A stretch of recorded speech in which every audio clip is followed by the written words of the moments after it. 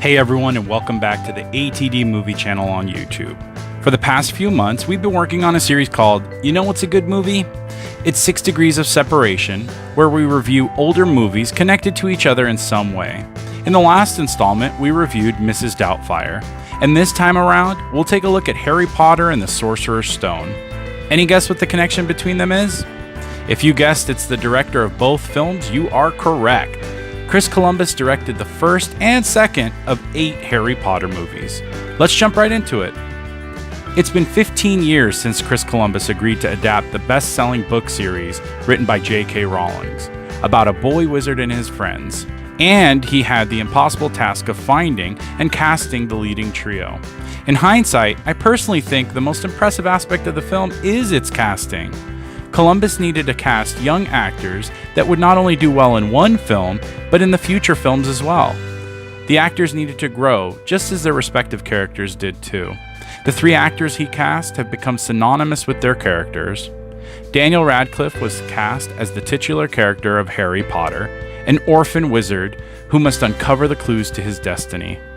Emma Watson plays Hermione Granger, and Rupert Grint plays Ron Weasley. All 3 of the child actors have become international stars after Sorcerer's Stone. And with all the fame and recognition in the world, the actors never got complacent. In fact, I personally think they got better with each film in the franchise. And we have Chris Columbus to thank for their casting. As impressive as the leads are, so too are the supporting actors. Richard Harris was cast as Professor Dumbledore, the headmaster at the Hogwarts School of Witchcraft and Wizardry. Although Harris passed away before the franchise was complete, he made a lasting impression in Sorcerer's Stone. Also cast were Maggie Smith and Robbie Coltrane. Looking back, this film had a truly incredible cast. The world created by J.K. Rowling and brought to the screen by Columbus is amazing. The magic, the spells, and even the dialogue take the audience to a place we all wish we could go. Everything from the train station to the chess game that comes to life, the imagination and special effects in the film are something to behold. Children and adults alike were in awe. This is such a refreshing new look at witches and wizards, unlike anything we've seen before. That also brings to mind the production design. Places like the Great Hall where the kids gather to eat, or the Quidditch field where an exciting sport takes place, are brought to life with perfection. Even now, when revisiting the film 15 years later, I'm still amazed at the production value. Hogwarts came to life in the 8-film franchise, but it all started with Sorcerer's Stone. Another aspect of the film worth mentioning is the incredible score by John Williams. As if Williams hasn't given us enough brilliant music in his career, he added a memorable score for Harry Potter that we would be humming for years to come. Specifically the main music, Hedwig's theme.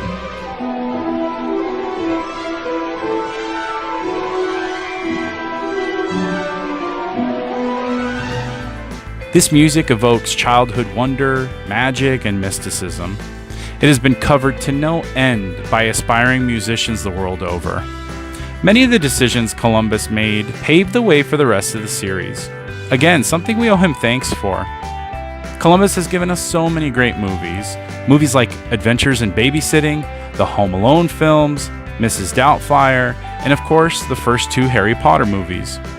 You know what the constant is in all these movies? Family.